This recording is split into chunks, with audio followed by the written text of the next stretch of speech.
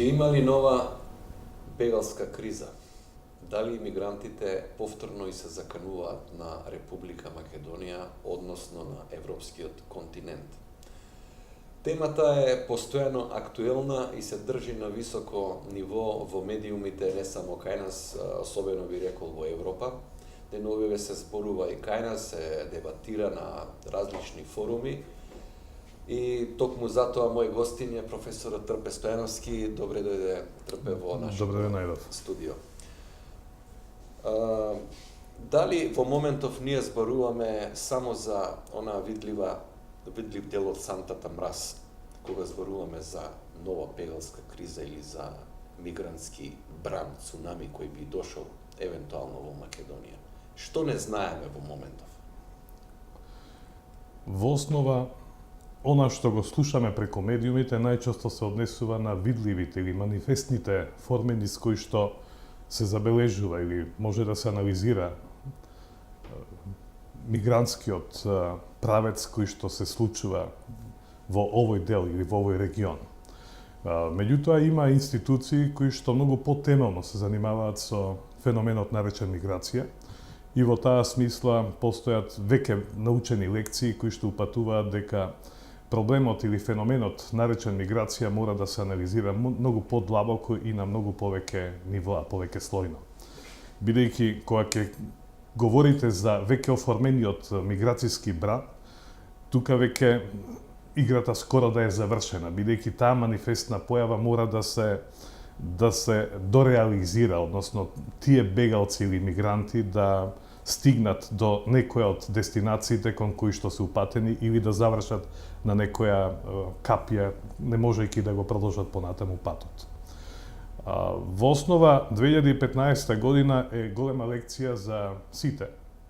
И во таа смисла кризата од 2015 година не е завршена. Ние можеме да говориме само за нејзино стишување, за одредени стабилизирачки моменти или аспекти кои што беа детектирани и некои од нив функционираат, меѓутоа феноменот наречен миграција постои. Особено во последната година постојат нови раздвижувања кои што не се алармантни, меѓутоа сами по себе поттикнуваат да се размислува и да се бараат причините или корените на миграцијскиот бран. Ако сакате, претходната 2015 година е карактеристична по тоа што миграцијскиот бран можеше да се идентификува некаде пред Турција, географски, додека тој потекнуваше од Авганистан, Пакистан и од многу бројни други места кои што како мали поточиња сами по себе не представуваат основ за загриженост. Меѓутоа, кога тие се обединува и кога тие мигрантски бранови формира еден поголем бран, тогаш тоа веќе беше закана која што упати дека новите облици од можна миграција не се исклучени. Причините кои што ја формира миграцијската криза во 2015 година не се искоренети, но тие се менуваат, манифестните облици се менуваат. Секаде каде што ќе се појави воено жариште, по дефиниција тоа подразбира нови миграцијски и бегалски колони и тоа треба да се има во вид и денес и во иднина. Меѓутоа, дополнително на тоа, можни ризици произлегуваат од климатските промени и такви миграцијски бранови, односно сигнали за нови миграцијски текови се случуваат, кои што комбинирани со сиромаштијата и со лошите услови на живење, само ги зголемуваат бројките кои што завршуваат пред портите на Европа. Значи, во моментов ние имаме повеќе од милион, не знам точно, ново население кое дојде во 2015-2016 година во Европа, населени или привремено населени во Германија, Холандија, Шведска и така натаму. Потоа имаме 3,7 милиони бегалци во центрите во Турција, имаме во Либан и така натаму. Тоа е потенцијална огромна бројка, меѓутоа и нов бран кој се најавува во наредниве десетина години, кој би дошол од Африка. Значи, Африка е веројатно идната потенцијална опасност за Европа. Ова сетот кој ќе го соберем, овие три параметри, Европа како континент Има ли шанса да одговори? Може ли да го издржи тој наплив? Токму во обемот во кој што се манифестираше кризата во 2015 година, поттикна на многу потемелни размислувања како Европа и воопшто светот денес би се справил со една нова миграцијска криза. Бројките што вие ги кажавте во основа се на долното ниво и официјалните бројки во основа се поголеми од тие што ги споменавте, иако темната бројка, она што не го гледаме, споредено со сантата мраз што ја споменавте на почеток, говори и за многу пообемен и посериозен миграцијски бран кој што се случува во светот. Но, да се задржиме по-конкретно на прашањето што вие го споменавте. Европа покажа дека нема единствена политика во однос на миграцијските предизвици и тоа силно се чувствува во земјите на Европската Унија. Ова прашање поттикна на внатрешни судири и веќе сите оние радикални партии поради своите ставови, антимиграцијски ставови, во некои земји се сериозен партнер кога се составуваат новите влади и на тоа сериозно мора да се размислува. Ако Европа во основа е континент кој што беше отворен и во кој што миграцијските бранови беа присутни и порано, и интеграцијата на мигрантите е остварувана на, би рекол, прилично добар начин, овие бројни закани, особено од аспект на националноста на мигрантите кои што доаѓаат, пред се тоа се муслимани, и верскиот елемент се препознаваат како сериозна закана од некои партии, односно дури од некои влади во Европа, и односот спрема мигрантите во добар дел од овие земји, вклучително и од земјите на Европската Унија, се манифестира на начин кој што е спротивен од меѓународните документи кои што се однесуваат или се изградени досега, а се однесуваат за правата на мигрантите. Така што опасноста од создавање на нови национални политики наспроти миграцијските бранови се сериозна закана и денес во Европа, веројатно ќе бидат и во иднина. Во тој случај што се овие постојачки механизми, шенгенскиот систем, Фронтекс, зајакнат Фронтекс, испраќање дополнителни сили од 100.000 ми се чини на надворешните граници на Европа? Не, 100.000 е голема бројка. Значи, станува збор за сериозни предизвици и Европа тие ги препозна.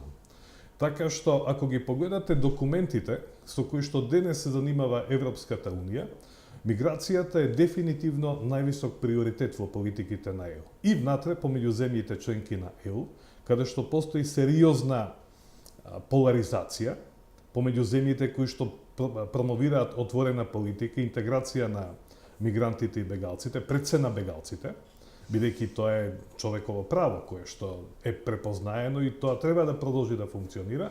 Меѓутоа Европа бара начин како да се заштити од економските мигранти за кои што би биле сериозна закана ако притискаат на границите на Европа. И во тој дел некои од механизмите гледаме дека се воспоставени и функционираат, вклучително имајќи ја во предвид и Република Македонија, територијата и мерките кои што се етаблирани од 2016 година и наваму на границата помеѓу Македонија и Грција.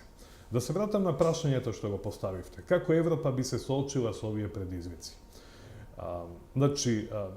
Во однос на бегалците се покажа дека Даблинската регулатива е нефункционална. Таа беше димензионирана за некои помирни периоди, кога бројот на баратели на азил беше помал и можеше квалитетно да се менаџира преку постоењето на даблинските правила.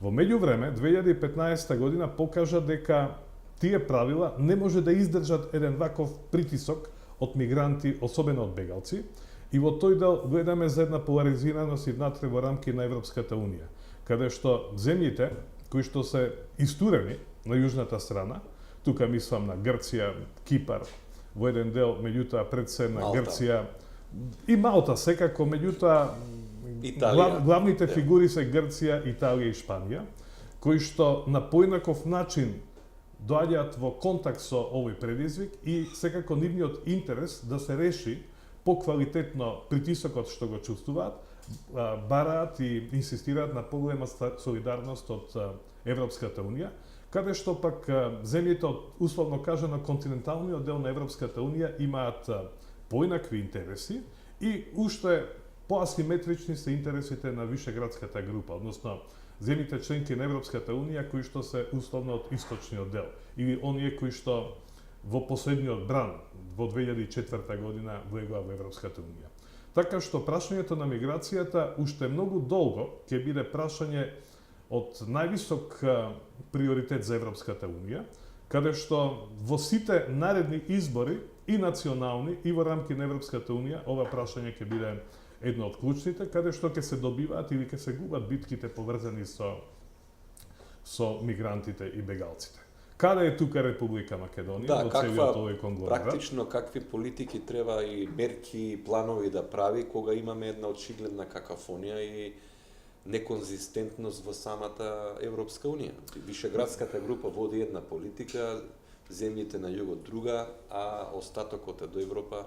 Да, се уште Европа успева да го одржи континуитетот на единствен пристап, иако тој единствен пристап многу се разликува. Например, Европа инсистира, особено спрема третите земји, каде што и Република Македонија, кои што географски се дел од Европа, меѓутоа фигуративно, Балканот е мекиот стомак на Европа, кој што се соочува со предизвици кои што доаѓаат токму од земја членка на Европската Унија, кон Македонија и понатаму тој канал продолжува нагоре.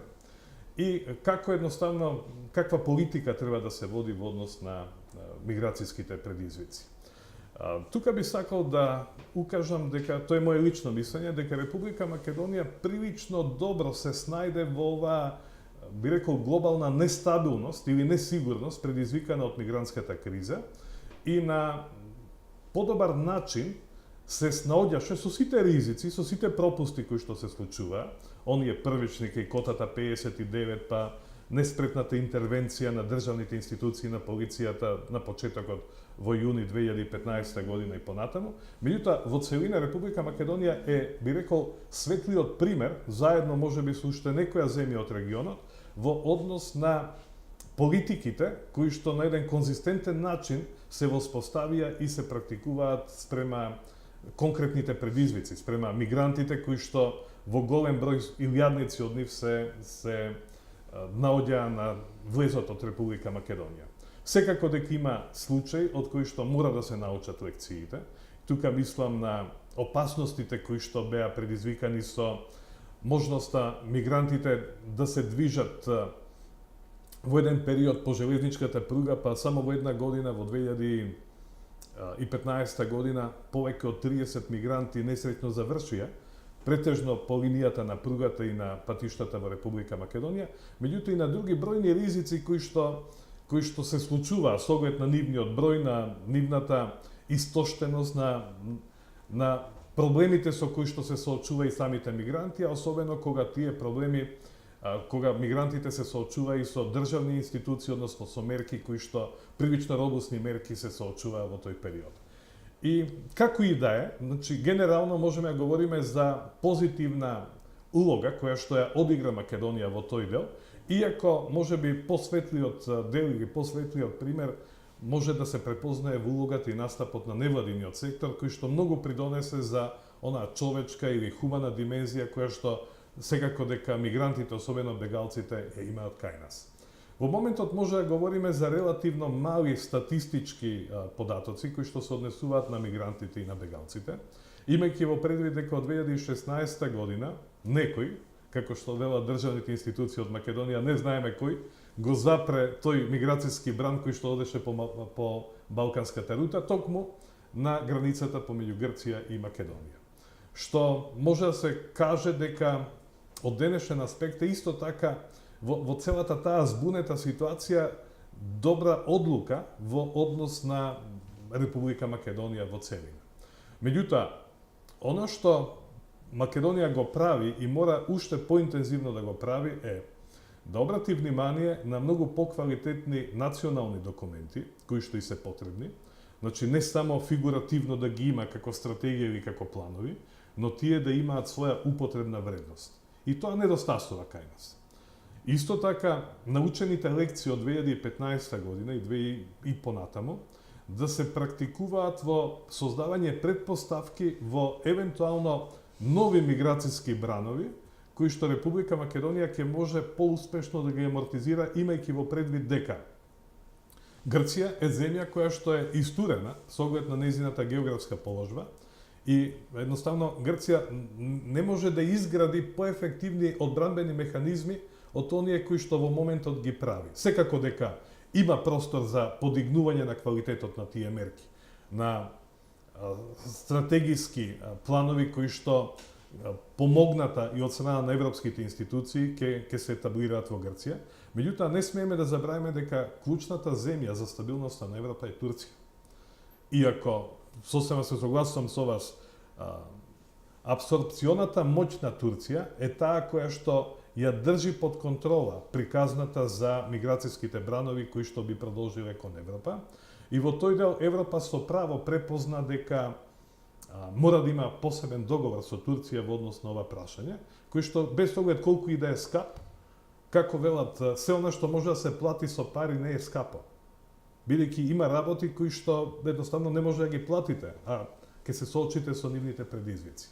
Европа научи една од лекциите и се обидува со земјите од Африка превенцијата или мерките на контрола над миграцијскиот бран да се случува длабоко на територијата на Африка. И веќе такви договори се случуваат со Египет. Да, ако ја земеме, се извинувам, мислам дека ова е клучната поента во целава оваа дискусија.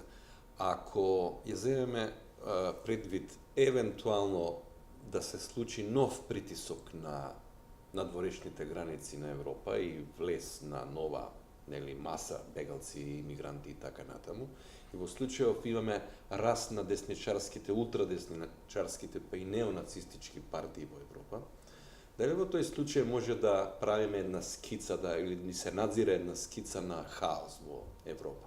Еден по-изразит хаос.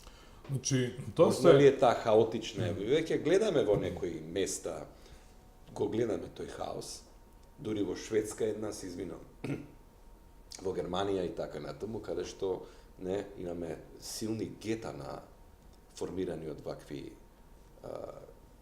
групи. Значи, видете, миграцијата е феномен кој што не може да го елиминирате со некакви заштитни механизми или заштитни мерки кои што ќе значат херметичко затварање на границата. Бидејќи станува збор за луѓе кои што се дел од тие миграцијски бранови, особено за бегалците кои што не по своја вина се избркани од местата каде што потекнуваат. Земете ја Сирија како класичен пример. Земја од 25-6 милиони луѓе, која што веројатно сега е со преполовено население. Сите тие милиони луѓе биле принудени некаде да одат. Од тука опасноста е секое ново жариште да регрутира нови мигранти и бегалци. Така што одговорноста е пред секај оние кои што ја имаат моќта да водат сметка за овие предизвици, меѓутоа од друга страна тој што ја има моќта има интерес да ја ефектуира за да биде уште помоќен. Така што нема многу обзири кога се во прашање ваквите бранови, со кои што дефинитивно со секундарните и условно останатите ризици се соочуваат, ако може така се каже, третите земји, во услови на масовни мигрантски и бегалски бранови. Така што ние треба да живееме со уверувањето дека мигрантските бранови се можни и опасностите кои што произлегуваат од нив се реалност.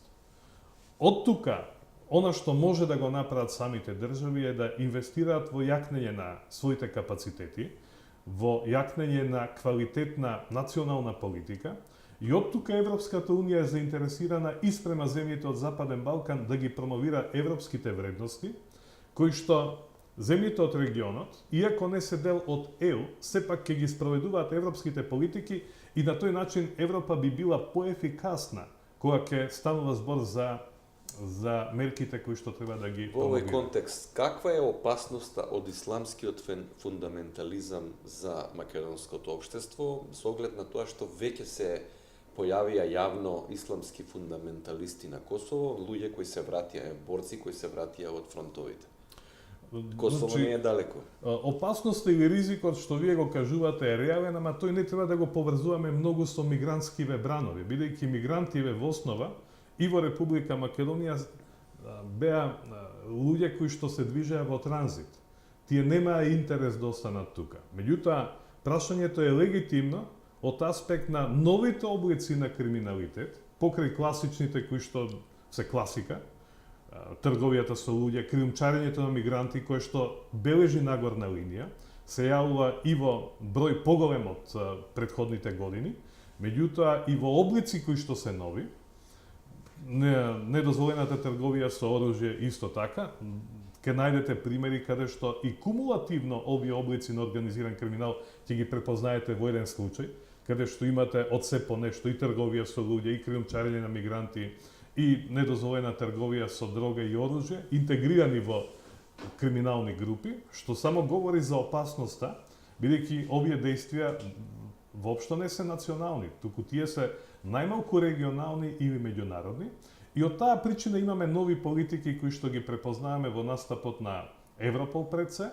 на регионалните тела кои што постојат во регионот, и го спомнавте Frontex, кој што се покажува дека е формиран во 2005 година како агенција која што треба да се грижи за безбедноста на надворешните граници на Европската Унија, и тоа го прави, меѓутоа очигледно дека мандатот што го има Frontex не е доволен да се спротивстави на предизвиците кои што се реални, актуелни, и од тука се заговара Frontex да биде овластен и со дополнителен мандат, со дополнителни средства, кај што се говори за нови десетина илјади полициски службеници кои што ќе работат на гранична материја во функција на спроведување на европската политика во смисла на поголема заштита на надворешните граници на ЕУ, и каде што буџетот на Frontex во последниве години повеќекратно е мултиплициран, каде што се инсистира Frontex да добие и оперативни, робусни надлежности со кои што ќе може да биде ефективен.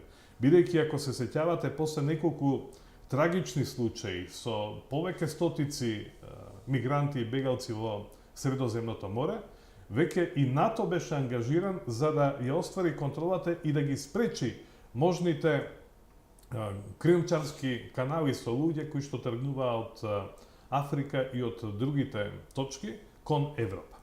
Така што, меѓутоа, сето тоа се нови предизвици, бидејќи и да се разработи планот е сериозна работа, а уште повеќе кога тој треба да се имплементира на огромна географска површина, кој што постојат услови кои што се најмалце хумани.